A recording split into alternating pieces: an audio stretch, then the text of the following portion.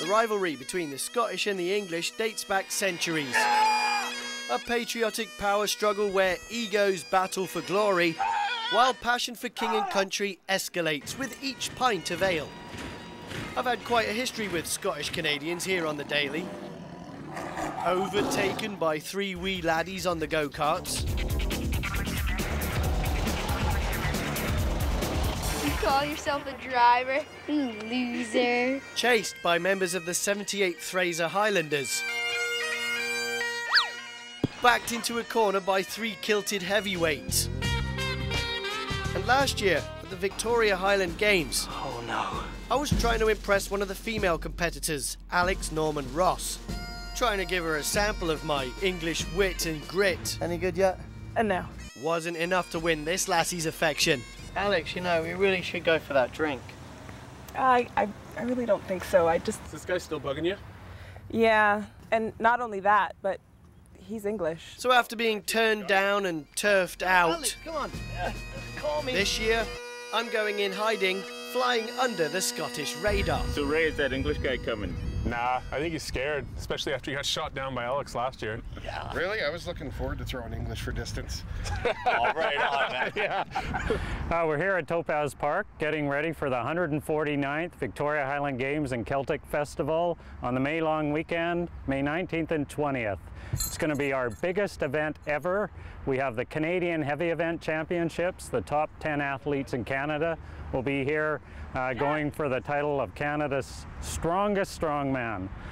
Besides that, we have some of the best pipe bands in the world. Simon Fraser University, 6-time world champ, will be here competing, but we have other things for the whole family. Couldn't have said it better myself. See, I don't even need to be there anyway. Which is a good job because there he is, Ray Shoevich, the guy who gave me the Royal English boot last year. Come on, Ray! He's lucky I didn't come back with a few redcoats to test his manhood, although with his brute strength he could probably take on an entire army. Look at how he flips this caber with ease. That's one of the heavy events you'll see this weekend, as well as a few others. Okay, so here's Fred Blue. He's one of our Masters competitors. He's throwing the light hammer, which is a 16-pound ball at the end of a PVC shaft. Yeah!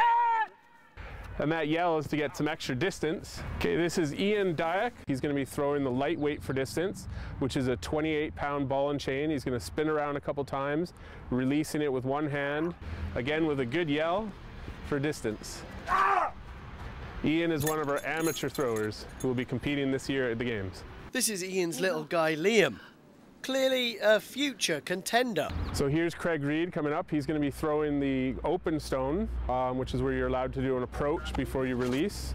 The stone weighs, ranges from 16 pounds to 20 pounds. But it runs from 8 to 6 p.m. Kids under 12 are free, Saturday and Sunday. There'll be face painting, sack races, bouncy castles, falconry, sword fighting, booze and food. And what's new for this year is an international drum major competition. Those are the fellas that lead the pipe bands with the maces that toss them 30, 40 feet in the air.